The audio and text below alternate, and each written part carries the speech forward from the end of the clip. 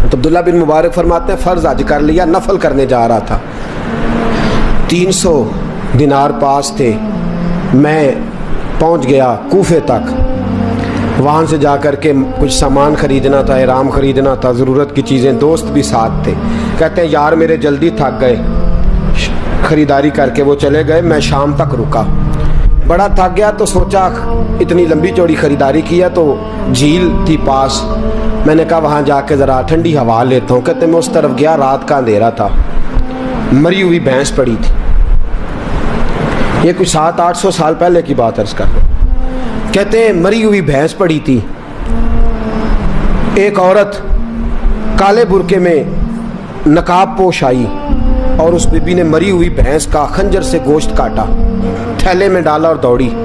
کہتے ہیں میرے ذہن کے اندر خیال آیا کہ بی بی کوئی ہوٹل چلاتی ہے اور مردہ جانور کا گوشت لوگوں کو کھلاتی ہے, ویسے تو جاسوسی منع ہے, اس نیت سے کہ مسلمانوں کو بچاؤں اس کے پیچھے ہو لیا. کہتے ہیں وہ گلیاں گزرتی گزرتی کوفے کی تنگ گلی میں گئی, ایک بڑا سا دروازہ لکڑی کا, بڑا پھاٹک جو پرانے شہروں میں ہوتے. کہتے ہیں اس بڑے پھاٹک پر اس نے زور زور سے دستک دی, دونوں ہاتھوں سے دروازہ کھلا, وہ عورت اندر داخل ہوئی تو 3-4 بچیاں جھٹ سے اس کے گرد اکٹھی ہو گئیں. اماں کچھ لائی ہو؟ تو رونے لگی, کہنے لگی میں کچھ نہیں لا سکی. کہنے لگی یہ مردہ جانور کا گوشت ہے, اور حضور نے فرمایا جب مرنے لگو تو مردار کھا کے بھی جان بچا لو. اب میں دیکھتی ہوں تم سے کھڑا نہیں ہوا جاتا, نہ کھاؤ گی تو گر پڑو گی, یہ مردہ ہی ہے پکا لو. کہتے ہیں اگلے لفظ اس عورت نے کہے تو میں باہر کھڑا چیخنے لگا.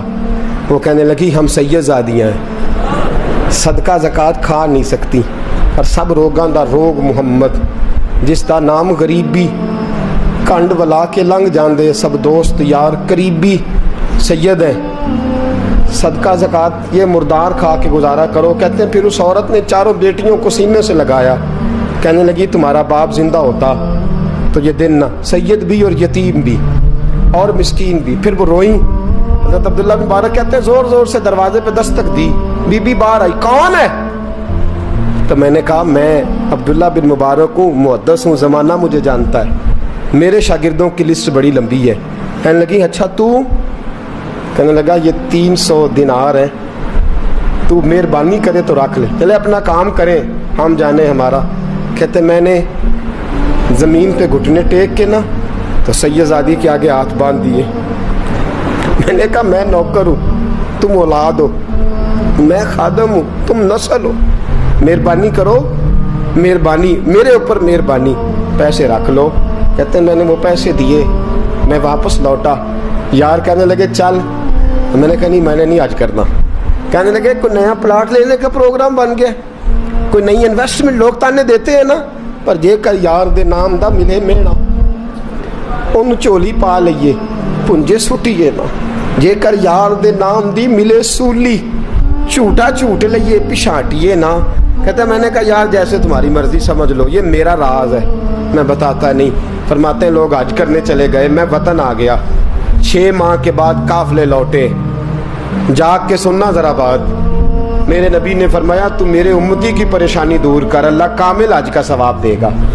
فرمایا میرے حبیب علیہ السلام کے امتی حضرت عبداللہ بن مبارک فرماتے میں آیا حج کر کے, حاجی آئے تو میں بڑی حسرت کے ساتھ, میں گھر میں روتا تھا, سوچتا تھا آج وہ مینا میں ہوں گے, آج وہ مزدلفہ عرفات میں ہوں گے, آج وہ لوگ جمرات کی رمی کر رہے ہوں گے. میں تڑپ کے سوچتا تھا آج در رسول کی حاضری دے رہے ہوں گے. کہتے میں روتا تھا. جب حاجی لوٹے 6 ماہ کے بعد تو حاضری دینے گیا, ملنے گیا, پہلا دروازہ کھولا حاجی صاحب نے, میں نے کہا مبارک ہو. کہتے ہیں میں نے مبارک دی, ذرا سنیے گا. کہتے ہیں وہ حاجی مجھے ڈانٹنے لگے, کہنے لگے چھوڑ یار, اتنا بڑا آدمی ہو کے تو غلط بات کرتا ہے. میں نے کہا کیا ہوا؟ کہنے لگے تو نے ہمیں کہا کہ جانا نہیں, اور پھر ہم مینا میں آوازیں دیتے رہے, تو بات ہی نہیں سنتا تھا. ہم آوازیں دیتے رہے ان اللہ علی کل شیء قدیر, آوازیں دیتے تھے, سنتا نہیں تھا. کہتے میں حیران ہوں, میں یار میں تو گیا نہیں. کہنے لگے ہم 11 حاجی جھوٹ بولتے ہیں تو اکیلا سچ بولتا ہے. सब ने देखा है। कहते मैं पलट आया, चौथे दिन फिर एक हाजी को मिलने गया, मुबारक दी। कहने लगा छोड़ किस बात की मुबारक, मैदान अरफात में तो तूने बात भी नहीं सुनी और यहाँ मुबारकें। कहते हैं अरफात में, और मैं तो। कहने लगे चुप कर, गलत बात भी करता इतना बड़ा मुहद्दिस हो के। कहते हैं जब आखिरी काफिले आए, आखिरी दिन तो 8-10 काफिले इकट्ठे आए, शाम तक 7 काफिलों से मिला। हर एक मुझे कहने लगा बंदे के पास घोड़ा नया आ जाए, सवारी बड़ी आ जाए तो यारों से तो मिलना चाहिए ना, तू आवाज ही नहीं सुनता था। फरमाते हैं मैं थक गया कि इलाही माजरा क्या है, मैं तो यहाँ इस शहर की गलियों में फिरता रहा और ये सारे हाजी क्या क्या रहे हैं। फरमाते हैं रात को हजरत रबी बिन असलम, वो बहुत बड़े बुजुर्ग मुहद्दिस थे, वो भी हज करने गए, दरवाजे पे दस्तक दी, बाहर आए तो झगड़ने लगे। कहने लगे तूने मुझे किस मुश्किल में डाल दिया है। मैंने कहा हुजूर क्या हुआ, किस मुश्किल में। मैं तो मिल। कहने लगे छोड़ यार, आलिम था तो मैं तेरी इज्जत करता था, तूने ये क्या किया। मैंने कहा क्या हुआ। कहने लगे याद नहीं जब तू रोजा रसूल के सामने मिला था, जब नबी पाक के मुवाजे के सामने तो पैसों वाली थैली मुझे पकड़ा गया, पकड़ अपने पैसे। मैं तो संभालते संभालते थक गया हूँ। कहते हैं यूं सीने से पैसे लगाए, घर आया, इशा पड़ी तो सो गया। मैंने कहा या अल्लाह उकदा खोल दे। रात गहरी हुई, मेरे घर की दीवारें चमकने लगी, नूर फैलने लगा, खुशबू ही खुशबू पूरे शहर को मुअत्तर करने लगी। कहते हैं मैंने आंख झपकी तो सामने अल्लाह के रसूल तशरीफ फरमा, सामने महबूब तशरीफ फरमा है। ख्वाब मेरी विच आया माही, मैं उहदे गल विच पा लईयां बावां, फिर डर दी मारी अख भी न खोलां किते फिर विछड़ ना जावां। फरमाते मैं महबूब पाक की जियारत की तो नबी पाक अलैहिस्सलाम का दीदार करके फूट फूट के रोया। अब मेरा दिल था हुजूर बोले कोई बात करे, महबूब बोले लब खोले। फरमाया क्या। हुजूर ने फरमाया मैं तुझे कितने और गवाह भेजूं कि तेरा हज हो गया है। मैं कितने गवाह भेजूं कि हज तेरा बेपरवाही वेख सज्जन दी, जिथे किसे दी पेश ना जावे उन्हें ताजा वाले दर दर रोले, मंगते हैं तख्त बिठावे आजम किसे नु कारा मिल दई, किसे नु कारा किसे नु कारा मिल दई, कोई काबे हो खाली आवे।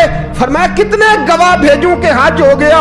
मेरे हबीब ने फरमाया उठ के थैली खोल के गेल ले, तूने 300 दिनार दिए थे, मैंने 600 करके वापस किए। फरमाया किन। हजरत अब्दुल्ला बिन मुबारक ने 60 हज फरमाए।